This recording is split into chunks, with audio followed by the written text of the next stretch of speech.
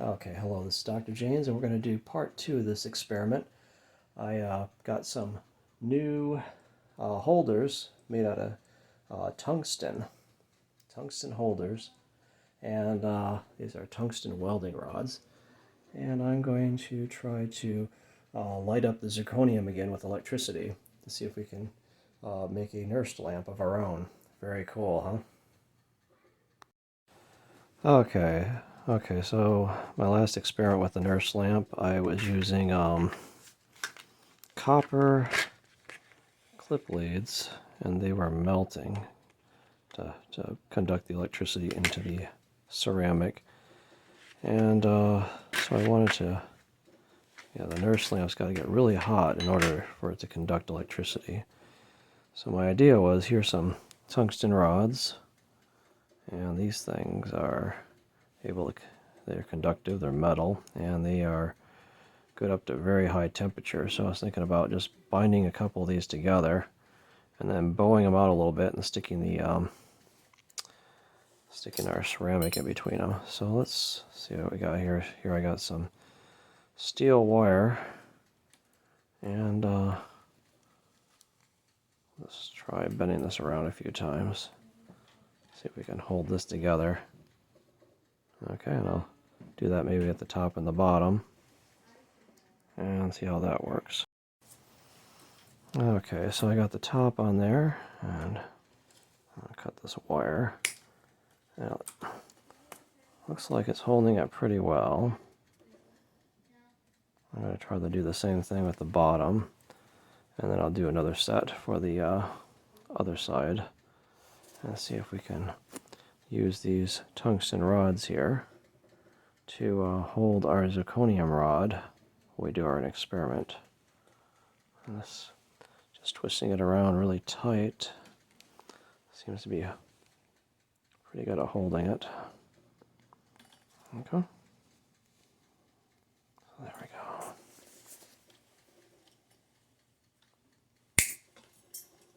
Okay, so I guess the bottom one's not as tight as the top one. The top one's really tight. Okay, I'll try to tighten this up a little bit. Oops. Okay, so let me see. Here is our tungsten rods that we've put together, and I have a ceramic insulator to kind of hold it up. And here is our zirconium rod. See, there's where the copper kind of got stuck to it. Let's just see if I can hold this, pry these open a little bit. We'll see if we can hold him between these guys. And then I have a second one over here that I made. And I'll pry this guy apart too. And we'll use this as a holder for our zirconium rod while we do some testing with it. Make sure, oh come on, make sure these things don't get shorted out. Come on. Okay. I have some ceramic feet to stick on these guys.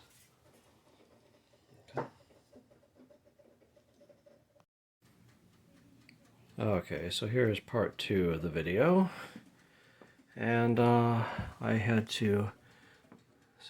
a new apparatus to hold our zirconium rod.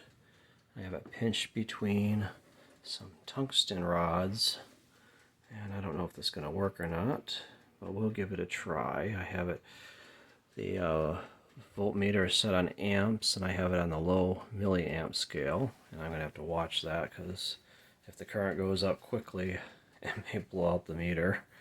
It may cause a bunch of problems.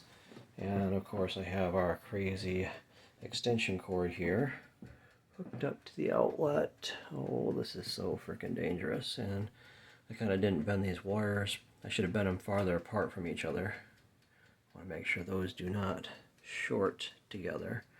Remember, always trace your circuit before you turn on the voltage. You don't want voltage to go someplace that it's not supposed to go.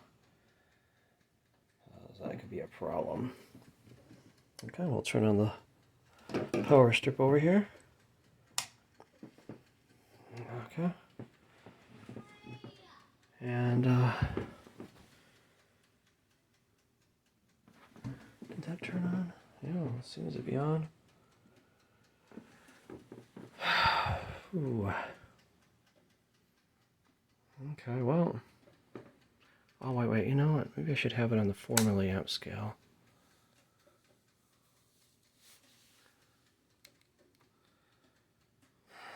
Let me light up my torch here and see if we can.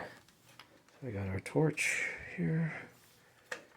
And my stupid lighter thing's not working, so I have to use another thing to light it with. Oh, come on. There we go. Let's heat that guy up in the center there. Look at that. Ooh, the current's going up pretty high. Oh, we went off scale.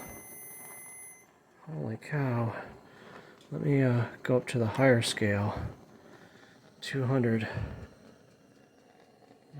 milliamps.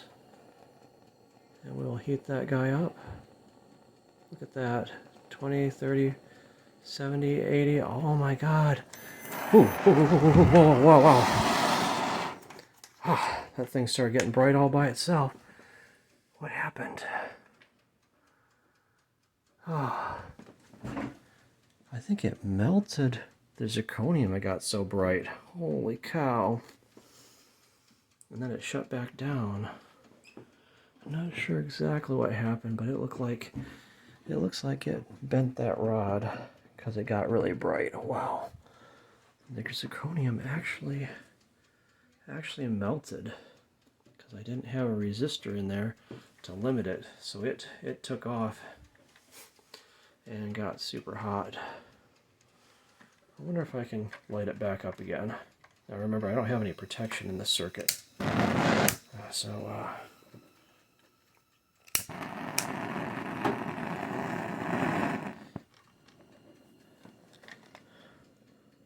it will kind of take off all by itself.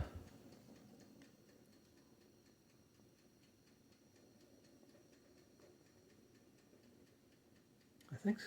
Oh. You know what? I must have circuited something, because this is not getting any voltage on it now. Maybe I burn out one of my leads or something. I'm going to have to check that. But it definitely started the light from the electricity. Holy cow. I got to turn off the voltage before I troubleshoot this thing. And it looks like it melted my zirconium rod because it is no longer straight. Very cool. Okay, so when I did that experiment, it appears that something opened up, so I'm going to check the extension cord and the clip lead that I was using. I put the voltmeter back on ohms, and it looks like this whole circuit is good. So I'm not sure what happened. Let me see. Hope this isn't too hot. Okay. Let's take a look here. I'm not sure if it did something to the zirconium to make it so it doesn't conduct right now. It seems like everything's okay other than that zirconium. See, it actually melted right there. I don't know. Holy cow. Okay, so here's our apparatus.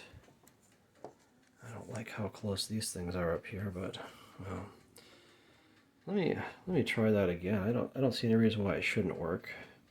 So I'll hook the voltage back up to this guy and put it on amps, and we'll see if we can light it up one more time. That was pretty cool. Hope I got that in video last time. It scared me, so I jumped with the camera. Okay. Actually, I have one other theory that I should check out before I try to put the voltage on it, because I'm pretty sure that thing was not working. And my theory is that these voltmeters, have a fuse inside of them on the amp part, so you don't stick too many amps through it. Oh, come on. I need a freaking... It's a flat screwdriver. I need a better screwdriver. Let's see if I can find something. Okay, I just wanted to do a quick test. I was going to try to take this apart, and it looks like it's just the battery compartment under here. I gotta put the screw back in. So I think if I want to get to any possible fuses, I have to take out a lot of screws, and I'm not sure where my screwdriver is right now. And you know, I have another voltmeter. I'll just test this one and see if I've blown the fuse on the first one. So here's my voltmeter that works on ohms. So here I have my two leads here, and when I let's see if I can do this with one hand. Touch them together. Look at that. We get a beeping sound. So let's get the